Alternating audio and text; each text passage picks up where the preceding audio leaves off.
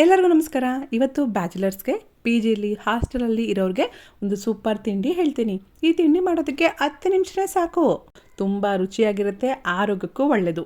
ಈ ತಿಂಡಿ ಯಾವುದು ಅಂದರೆ ಗೊಜ್ಜವಲಕ್ಕಿ. ಈ ಗೊಜ್ಜವಲಕ್ಕಿ ಮಾಡೋದಕ್ಕೆ ಬಿಲ್ವಾ ಕಂಪ್ನಿಯಲ್ಲಿ ನಿಮಗೆ ಗೊಜ್ಜವಲಕ್ಕಿ ಇನ್ಸ್ಟೆಂಟ್ ಪ್ರೀಮಿಕ್ಸ್ ಪೌಡರ್ ಸಿಗುತ್ತೆ.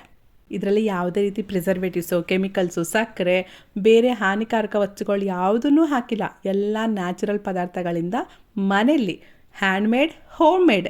ಮನೆಯಲ್ಲಿ ಅಮ್ಮ ಮಾಡಿದ್ರೆ ಎಷ್ಟು ನೀಟಾಗಿ ಮಾಡ್ತಾರೋ ಅಷ್ಟೇ ನೀಟಾಗಿ ಇವರು ಮಾಡ್ತಾ ಇದ್ದಾರೆ. ಈ ಗೊಜ್ಜವಲಕ್ಕಿ ಮಾಡೋದು ತುಂಬ ಸಿಂಪಲ್. ಒಂದು ಬೌಲ್ ತೊಗೊಳ್ಳಿ, ಅದಕ್ಕೆ 1 ಕಪ್ಪಷ್ಟು ಈ ಪ್ರೀಮಿಕ್ಸ್ ಗೊಜ್ಜವಲಕ್ಕಿ ಪೌಡರ್ನ ಹಾಕೊಳ್ಳಿ. 3/4 ಕಪ್ಪಷ್ಟು ಉಗುರು ಬೆಚ್ಚಗಿರುವಂಥ ನೀರನ್ನ ಹಾಕೋಬೇಕು. ತುಂಬ ಬಿಸಿನೀರು ಬೇಡ, ತುಂಬ ತಣ್ಣೀರು ಬೇಡ, ಉಗುರು ಬೆಚ್ಚಗಿದ್ರೆ ಸಾಕು. 1 ಕಪ್ಗೆ 3/4 ಕಪ್ಪಷ್ಟು ನೀರು ಬೇಕು. ನಾನಿಲ್ಲಿ 3/4 ಕಪ್ಪಷ್ಟು ಗೊಜ್ಜವಲಕ್ಕಿ ಪೌಡರ್ ತೊಗೊಂಡಿದ್ದೆ, ಅದಕ್ಕೆ ಅರ್ಧ ಕಪ್ಪಷ್ಟು ನೀರು ಹಾಕ್ಕೊಂಡಿದ್ದೀನಿ. ಕನ್ಫ್ಯೂಸ್ ಮಾಡ್ಕೋಬೇಡಿ. ಓಕೆ, 1 ಕಪ್ಗೆ 3/4 ಕಪ್ಪಷ್ಟು ನೀರು ಬೇಕು. ಆ ಅಳತೆನ ಫಾಲೋ ಆಗಿ.